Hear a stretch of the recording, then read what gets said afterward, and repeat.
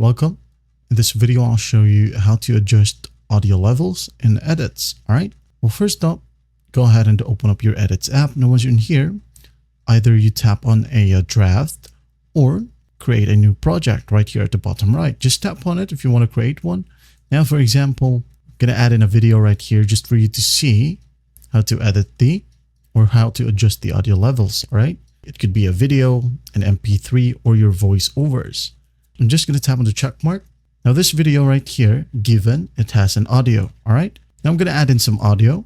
Like for example, this music right here. I'm going to hit on done. Now in here, for example, the music. Now in order to adjust the audio levels, just go ahead and tap on the music itself. Now we have the option for volume. Just tap on it and here you have the slider. Okay, to adjust the volume. Once you're happy with the volume, just go ahead and tap on the check mark and it's done.